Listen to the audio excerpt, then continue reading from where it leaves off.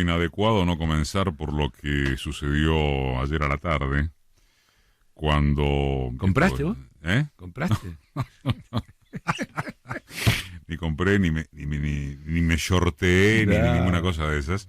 Cuando hubo una... Yo lo definía hoy al comienzo, Carlos, como una cordillera de humo, a partir de una encuesta que en verdad, en términos reales, no existió, y que supuestamente, por sus números favorables al oficialismo, habría desatado la euforia de la bolsa. Sí. Habría que discutir primero dos cosas, ¿no? Si toda esa operación de prensa no viola la veda. Son límites borrosos. Claro. Y la segunda, sería bueno que la Comisión Nacional de Valores, Ajá, dentro de lo que son sus funciones, analizara qué pasó. Porque la bolsa debería ser un ámbito transparente y no sujeto a maniobras. Si hubo una operación de mercado donde alguien hace artificialmente subir el valor de algunos papeles, o de bajar, para el caso sería lo mismo, yo creo que eso hasta sería sancionable. Sería interesante ver, por ejemplo, cuántas operaciones se hicieron. Sería interesante saber a qué hora se hicieron. Todo eso tiene que ver con... Y son datos supongo que de fácil acceso. Claro, ¿no? Todo es electrónico, absolutamente electrónico. Está registrado absolutamente. Porque, a ver, ayer fue un día que hubo mayor demanda del público por dólares. Nada del otro mundo, pero como era el último día, alguna gente... Siempre hubo una mayor demanda en ventanilla de gente que compraba dólares.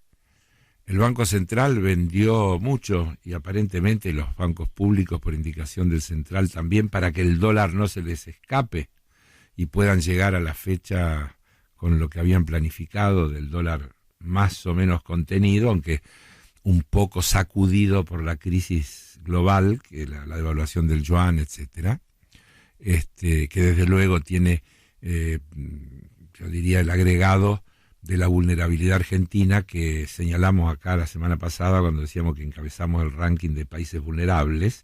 Y bueno, ¿eso qué quiere decir? Que cuando hay cualquier cosa que altera el orden económico internacional, en los más vulnerables repercute más, así que es normal que en la Argentina repercuta más. Entonces en la Argentina ayer hubo una gran movida que es continuidad de la política que se viene llevando a cabo desde el Banco Central para mantener más o menos al dólar contenido, venderlo lo suficiente. Las tasas de las LELIQ subieron para seguir conteniendo, digamos, la tentación de quienes tienen plazo fijo de liquidar los plazos fijos y pasarse al dólar.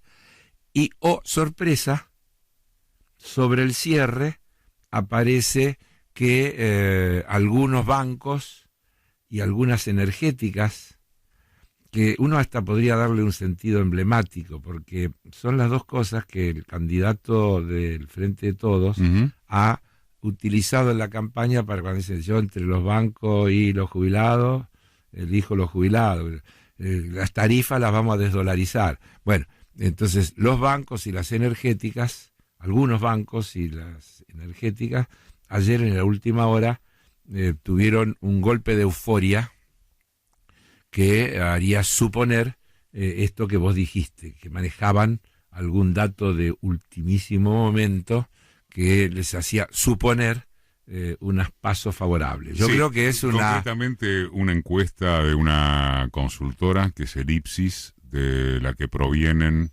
varios de los funcionarios del macrismo. Bien, por eso. Yo diría, es probable que la encuesta exista, es probable que todo, es probable. Habría que ver entonces qué pasa el lunes, y yo insisto, si yo tuviera poder, o si alguien me escuchara sobre el tema, yo diría: señores responsables de la Comisión Nacional de Valores, el movimiento debe ser transparente y no estar sujeto a operaciones de mercado. Si hubo una operación de mercado, como aquella de Aranguren con la Shell, ¿te acordás? Que generó la reacción de Kirchner en aquel momento. Sí.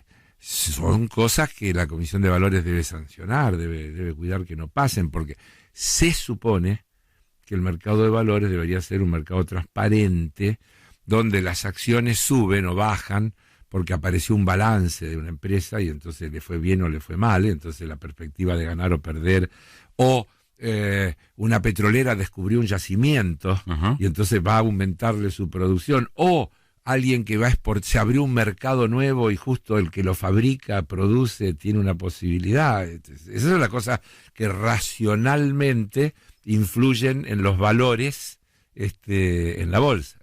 O una cosa que nos excede, tenés un conflicto China-Estados Unidos que afecta a las monedas y que afecta al comercio mundial, y vos te podés encontrar en lógico que eso altere los valores de lo local. Tiene que haber una explicación. Si no hay una explicación, es una operación de mercado y esas cosas deberían ser sancionables.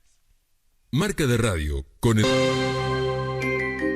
Esto es un intento de explicación de lo que se explica solo. Cuando uno ve la torta del fondo de préstamos, la Argentina tiene hoy la mayor parte de la cartera. Eso ha sido algo inédito, producto de un apoyo político, que por eso yo le explicaba a la gente, pero ¿por qué los mercados nos castigaron tanto? Porque el mercado es algo distinto. El fondo es una decisión política. Los principales líderes del mundo decidieron apoyar a la Argentina en esta etapa de salir del populismo. Decidieron apoyarme en este camino de marcar un rumbo distinto para la región. Marca de radio. Algo más que comunicación. Esto es mediados del año pasado. Sí. Quisiera... Entre el préstamo preventivo y el otro. Así es. Sí, porque el preventivo era porque los mercados... Por esto que dijo. Sí. Primero, un detallecito chiquito. Los líderes decidieron apoyarme, no apoyarnos. Digo, rescatarlo del... Pero... Es el tema que se meneó en la campaña, no quiero violar veda, de el apoyo ha sido al gobierno, no al país. Sí. Si querés yo te diría, el apoyo ha sido el gobierno en contra del país. Bueno. Para decirlo de una mejor manera, perdón que... No, claro. Porque si el gobierno representara en ese caso los mejores intereses del país, la ecuación sería lineal. En este caso no es así. Bueno, ¿de qué podemos hablar? Esto es fue como pie, ¿no? Sí. A ver, rápida la historia. Acuerdo preventivo porque los mercados, a los 2 meses necesitamos que nos adelanten un poco, 2 meses después necesitamos que se nos adelanten todo y nos den un poco más. En el medio una enorme devaluación y todos los condicionamientos que se aplican. El fuerte ajuste fiscal, con el objetivo del déficit fiscal primario 0, que, vamos a decirlo una vez más, se contrapone porque el alto endeudamiento genera intereses que son más grandes que el ahorro que se producen entre el ingreso y el gasto corriente, y entonces en realidad el verdadero déficit, porque es lo que hay que pagar, el déficit, el llamado financiero, es más grande que antes del ajuste, porque se achicó el país. Y a todo esto, corregime si no, ¿ya se gastó el 90% de lo que prestó el fondo?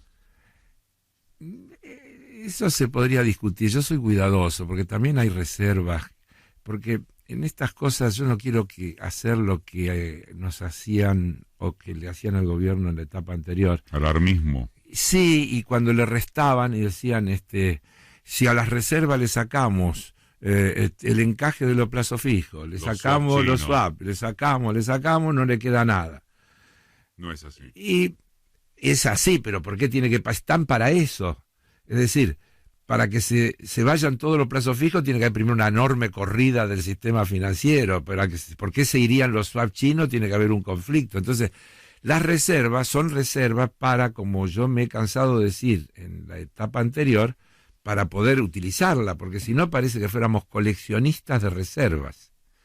Las reservas son para cuando tenés algún desnivel, puedas apelar a ellas para cubrir un flujo. Por ejemplo, del mismo modo que cuando se hablaba de usan la plata de los jubilados y la plata del ANSES. No es que la plata de los jubilados quede inmovilizada, es un delirio. No, pero además, si vos querés, yo te diría, si hubiera que pensar en la Argentina en un banco de desarrollo, como hablábamos el otro día, ¿qué mejor fondeo que el sistema previsional para fondear un banco de desarrollo? Porque el ahorro provisional es ahorro a 30 años. Y entonces yo te podría decir, con el fondeo del sistema previsional, vos podés realmente dar créditos de inversión productiva de largo plazo, porque tenés un respaldo que no depende de la fluctuación del depósito diario, del plazo fijo, que lo junté porque quiero cambiar el auto y ahora me lo llevo. Ese es un ahorro de enorme estabilidad que se va usando a lo largo del tiempo y que siguen ingresando los nuevos aportistas, los nuevos trabajadores que se van incorporando. En todo caso, te diría que el gran desafío es cómo la Argentina logra que ese 30 y pico % de argentinos y argentinas que están en negro pasen a estar en blanco y aporten, y se amplíe la base de contribuyentes al sistema previsional, y entonces eso tendría una estabilidad y una solidez notable. Pero volviendo al fondo, mirá, es interesante, apareció un documento del fondo estos días. ¿Del propio fondo? Del propio fondo. El fondo saca documentos todo el tiempo, de análisis y demás. En este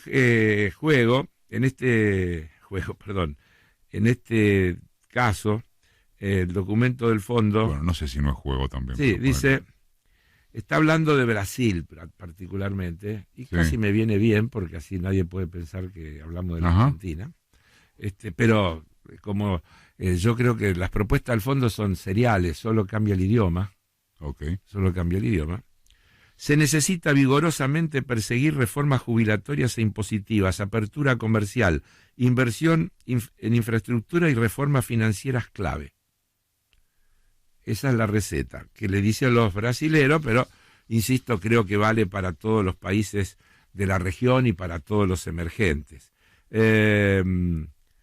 Dicen, desde luego, que todo esto es imprescindible para que el país crezca y se genere empleo.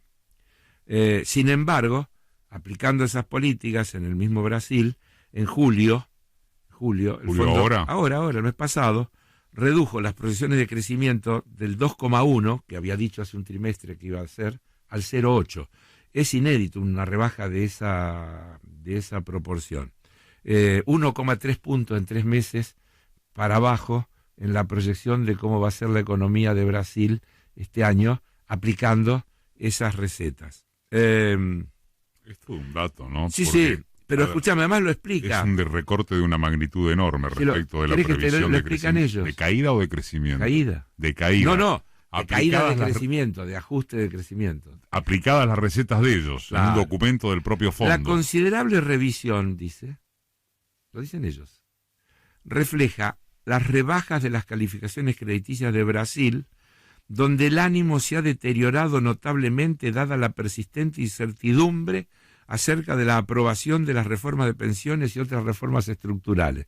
Es fantástico. Sí, que es fantástico, sobre todo porque, si no decir que es Brasil, se aplica... Claro, pero les está diciendo, abajo. Va para abajo porque los mercados, ante la incertidumbre y la demora de ustedes de aprobar estas reformas que le estamos diciendo que tienen que aprobar, ve que va a ir todo mal. Y ahí volvemos al tema tuyo de cómo van a votar los mercados, o cuál es la votación que importa, ¿no? Sí, sabes que los mercados no votan, los mercados intentan incidir en el voto, porque esto de que votan es una falacia. Si hay un lugar donde los mercados no tienen valor, es mañana.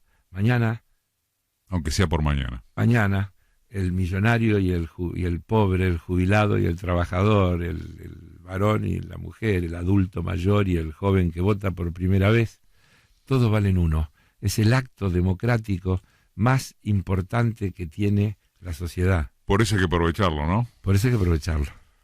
Marca de Radio con Eduardo Aliberti por Radio La Red. Hablemos, enganchado con el último bloque, del tema de la reforma jubilatoria. En Brasil se aprobó en diputados, pasa al Senado, más allá de los cambios que pueda tener allí. Brasil avanza en lo que se considera, también de cara al fondo, un hecho clave para equilibrar el déficit, ¿no? Aumentar la edad jubilatoria, bueno, hay toda una característica en Brasil, pero el tema de la reforma jubilatoria es nodal en las exigencias del fondo, claro. Y ahora no estamos hablando solo de Brasil. No, es en toda la región y en todo el mundo. Porque, a ver, primero describamos lo que yo llamaría el fenómeno objetivo. Ajá. El fenómeno objetivo es que la gente vive más, y el otro fenómeno objetivo es que hay menos trabajo. Entonces vos tenés una realidad de un sistema. Un choque de trenes tenés. Tenés un sistema. Gente que vive más y gente que labura menos. Claro, que necesita, porque está concebido sobre una base de una masa de aportantes y de una sobrevida después de la jubilación de X años. En la medida que esa sobrevida aumenta y baja la cantidad de gente que aporta, el sistema tiene una dificultad. Entonces, los liberales, el fondo, no tienen nunca otra receta que, primero, hacer el sistema lo más inaceptable posible, aumentando la cantidad de años que hay que trabajar para jubilarse, elevando la edad jubilatoria, reduciendo la jubilación mínima porque la cuenta no da, etcétera, etcétera. Podríamos darle algunos consejos de cosas que podrían hacerse diferentes. Por ejemplo, la Argentina tiene 1/3, lo dijimos hace un ratito, 1/3 de sus trabajadores registrados están en negro. 1/3. Si ese tercio se convirtiera en trabajadores registrados, la base de aportistas habría aumentado de una manera sensacional. Primera gran cuestión. Segundo, está claro que si los salarios son mejores, como se supone que debería ser un objetivo de políticas públicas, mejorar el valor del salario real, los aportes previsionales también son mayores. Tercero, no es un disparate, ni mucho menos, suponer que del conjunto de las rentas impositivas, de los ingresos impositivos que un Estado genera, la solidaridad del conjunto de la sociedad con el sector pasivo se exprese en un aporte, y entonces que una parte de lo que le ingresa al Estado Nacional por las retenciones al campo vaya al sistema provisional, o un porcentaje de lo que ingresa por el IVA vaya, y eso es la creación del Fondo de Garantía de Sustentabilidad, que tiende a compensar estas cuestiones. Entonces, siempre hay dos enfoques.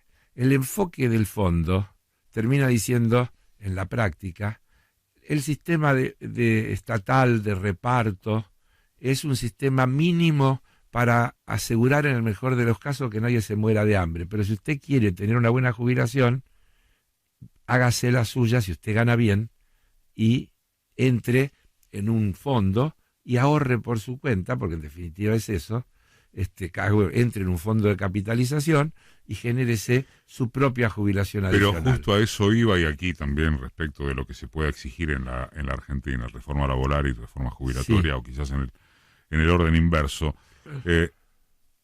¿El discurso de contrabando cuela la posibilidad del retorno de la jubilación privada y las AFJP? ¿O no es el centro de la cuestión? Es difícil, puede ser, pero no es difícil. Igual yo te digo, Eduardo, vos fíjate que todas estas reformas muchas veces ni siquiera necesitan leyes. La famosa frase de Prat-Gay, aquella de los sindicatos van a tener que elegir entre el salario y el empleo. Claro, entre el salario y el empleo. Es la mayor reforma laboral que te puedas imaginar. Es decir, el miedo a perder el trabajo te disciplina laboralmente. Y dices, socialmente y laboralmente. Claro. Y entonces no peleás, entonces aceptás un salario menor con tal de no tener un no salario. Es decir que la flexibilidad laboral en la Argentina está en marcha desde hace tiempo. Está de facto. Está de facto. Y evidentemente también es cierto que hay gente que tiene sistemas individuales de capitalización de retiro, porque sus recursos se lo permiten y existen los canales para hacerlo, e incluso tienen beneficios impositivos, etcétera.